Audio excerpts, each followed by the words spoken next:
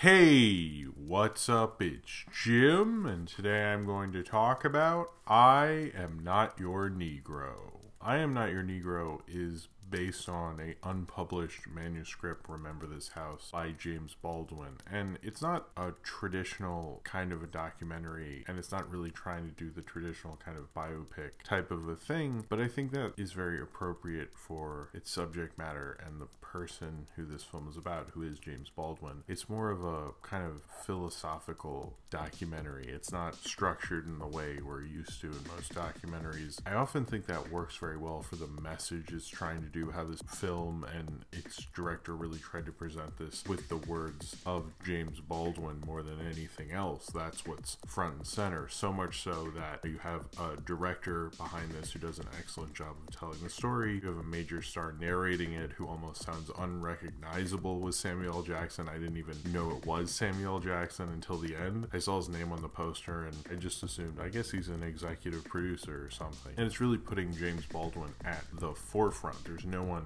more at the forefront of this than James Baldwin. And it kind of lets his amazing prose and his amazing points about racism and society, and even kind of some film criticism in there, the ideas of film, and particularly the films of Sidney Poitier. It's often a very powerful film. It's a very striking film. It's a film that brings up issues that were both important then and are still kind of important now, and are still issues that we're dealing with now, which they show clips of protests that were going on in the 50s and 60s, and then they show protests that are going on now in 2015, 16, and 17, or not 17, but 2015 and 16, and showing how things haven't changed and how race relations haven't gotten that much better, and how his words mean as much then as they do now. I think what this film is trying to do with itself and letting his, because there's a lot of filmmakers and films who say they're trying to do that, but I think what I Am Not Your Negro does so well is it understands, because James Baldwin, as much as he was put with Martin Luther King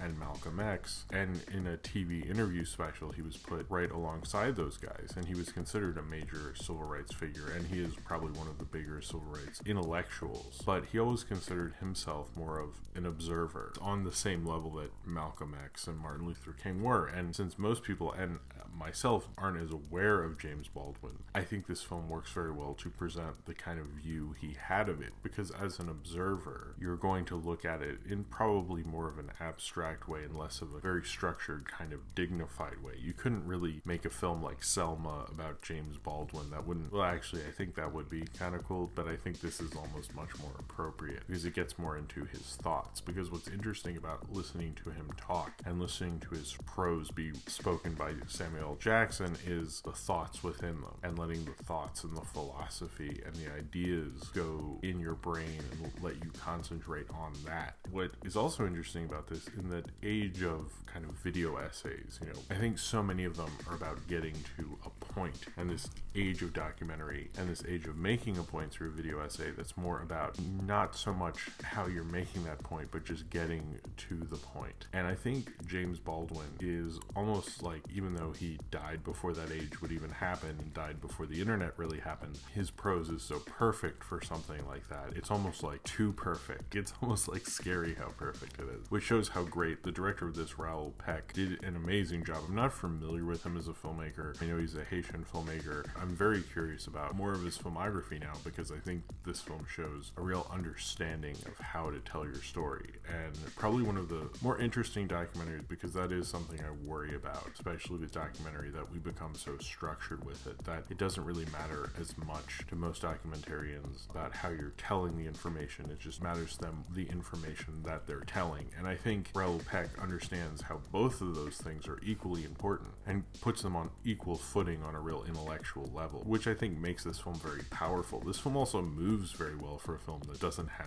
a certain structure, that's a little more free form in a lot of its ways. You're told at the beginning that this is based on a book proposal that was called Remember This House, which apparently he just sent to his agent, he was working on, but then unfortunately he died. There's only the 30 pages, although it feels like this movie, it has more than 30 pages written, but maybe it was like single spaced or something. I don't really know, but it was supposed to tell the history of racism in the United United States through how Baldwin remembered Medgar Evers, Malcolm X, and Martin Luther King. When you're told that at the beginning, you think, okay, so we're going to go through each of these guys, I guess. And it does, but it doesn't do it in a way that we are on to one, we are on to the other, we're on to the next one. They get to that, but you get to see him be on the Dick Cavett show and make amazing speeches at a time where on talk shows they'd have like philosophers and they'd have like these great, amazing discussions. Those days are kind of over, but I think with I Am Not Your Negro, showing those segments between them kind of lets you understand more of his kind of philosophy with race and how he came to America after kind of self-exiling himself to France, or he just moved to France, and how he wanted to get involved in the civil rights movement and how he was involved and how he was on all these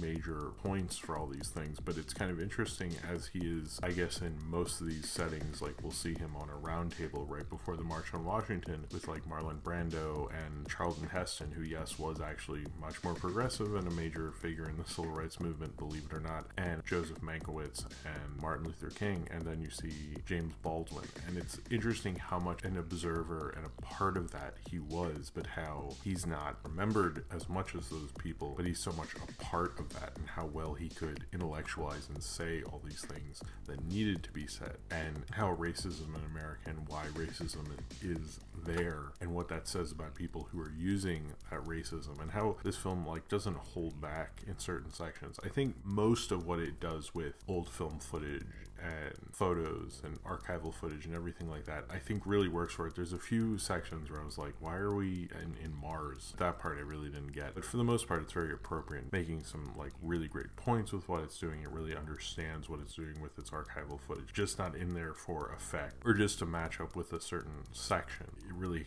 is saying a lot with that footage. And the Samuel L. Jackson narration, which Samuel L. Jackson is probably one of those actors that no one will really appreciate until he's gone, because I think he's probably one of our great actors right now. I mean, look at this year and look at his speech in The Hateful Eight last year. How does this guy not even have an Oscar? He hasn't had an Oscar nomination like forever. That's a whole different thing. But his performance is so good in this that not only you don't recognize him, you don't see him, it's a voiceover performance. He apparently didn't just read off of a script, how you do most voiceover performances. Apparently he memorized it, but it feels that way because you don't get his inflections. Samuel L. Jackson as an actor, almost anyone can recognize those kind of performances, from Pulp Fiction to the Avengers now in the Marvel Universe. We are so used to his performance. I almost don't want to talk about his performance because I feel like it goes against what the performance is doing, which is letting James Baldwin come through this film and be the real star of it. But it's kind of such a good performance because you don't really realize what he's doing, which I think says a lot about him as an actor, and that he'd want to do something like this, do as such an interesting performance that's more about that. He really performed it incredibly well, that he can change the inflections we know of him within this film and like kind of make a totally different kind of performance, I think is amazing. Obviously he's done, you know, voiceover stuff in The Incredibles and I think something else, but I know certainly The Incredibles, but I think this says more about him as a voiceover actor. It was like a performance I never thought he could really do, and he was just really amazing. It's just the fact that when the movie ends, most of the people in the theater kept going like, that was Samuel L. Jackson? Like, everyone was surprised. But he does what both the director is doing and what he is doing is letting James Baldwin be the real star of it, and he certainly is. You know, he's probably the best cast member, and I guess he wasn't necessarily knew he was in it. And it's, I think, incredibly interesting, I guess, for Raoul Peck to make a film like this, because I think oftentimes when we're talking about specifically this year in documentary film, when we're talking about like OJ Made in America and saying like, oh, it's like, you know, as much as it's about this, it's really a meditation on, you know, race in America and racism through the 20th century and so forth. I Am Not Your Negro is just that for the most part. You know, it's you can get some autobiographical information. It leaves out major things about James Baldwin's personal life, which aren't really important and I think didn't need to be in there, but it's interesting how it leaves certain things out, but you still feel you're getting a complete film, and it flows so well that it kind of gives me hope in this kind of a documentary film existing in 2017 and existing right now and kind of doing different things with the format. As much as I like documentary, I feel like it is often held back by trying to do much more of a linear kind of a thing. Hearing James Baldwin, hearing the power of his words within that was really an amazing, interesting thing. I think this is probably one of the more interesting documentaries I've seen in a while, just because I felt so freed from it. That often when I see a documentary, I kind of know what I'm in for, almost like I'm watching a blockbuster, and I Am Not Your Negro didn't do that. And I think it showed how much of a different person James Baldwin was by giving him a different kind of a documentary to let his words and his prose exist in, and let a work that hadn't been published before exist within this movie. And I think even though this was the first draft, this wasn't something he spent a lot of time on. All the words in it still felt amazing. It still felt he was saying amazing points. All the stories within it still felt incredibly interesting and intriguing and compelling, and matched that up with footage of him giving speeches at colleges, on talk shows, talking to news reporters and things like that. I think it's probably one of the great philosophical kind of documentaries and pieces of, I guess, video essays, but it's really a documentary that we've had right now. And I think not only should someone see this if they're interested in documentary or they're interested in James Baldwin, but I think if you are watching and making video essays, this is a film you should probably see, because it can open you up to how you can do this in much more of a different kind of a way, how you can mess around with the format, much like how an art movie can, but you can still be very digestible and watchable. I mean, this is a very watchable movie. It doesn't feel like, you know, this weird, strange, you know, Spalding Gray book of essays type of movie you kind of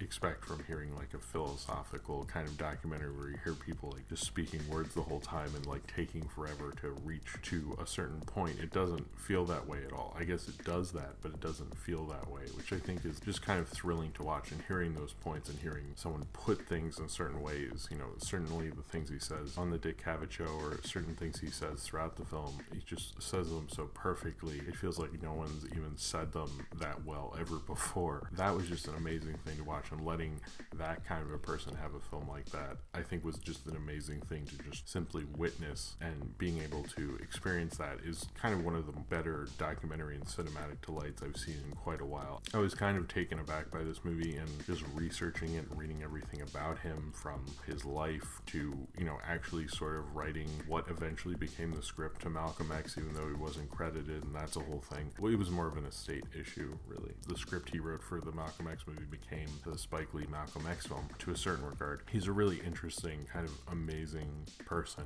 and he's a really amazing person to give a giant mouthpiece like this, even though his mouth, I guess, has been silenced for probably most of my lifetime, and I didn't even unfortunately know about him. I think he's probably one of the great intellectuals about civil rights, and probably a great intellectual that makes me wish we still had intellectuals around that could make such great points. Was definitely inspiring to be able to even just put things so perfectly as he could. And the fact that most of this was just a first draft that he wrote, a book proposal, but not even a finished one, shows you how great of an amazing writer and how well he could just simply put things. And having a film that just lets those points just kind of breathe and lets those points kind of hit you in such a way just shows how well this director knew the subject matter and the person that he was covering. And you can tell he very much loved James Baldwin and what he was trying to do. And this director was trying to make this film for 10 years, and it feels like he got the perfect kind of a film that was right for James Baldwin. This is the kind of documentary film that I really love, is when they find the perfect kind of documentary for their subject matter, not just a straight linear, you know, American Masters type of a thing, the perfect one for their speech and for their work. I think that's what I Am Not Your Negro does so perfectly, is it understands exactly its subject matter and lets it breathe in such a way that it lets those points really hit you and resonate with you. And I think that's what James Baldwin was trying to do with his work, and I think that's what Raoul Peck does so well in this documentary. So if you have seen I Am Not Your Negro and you would like to talk about it, then comment below in the comments and subscribe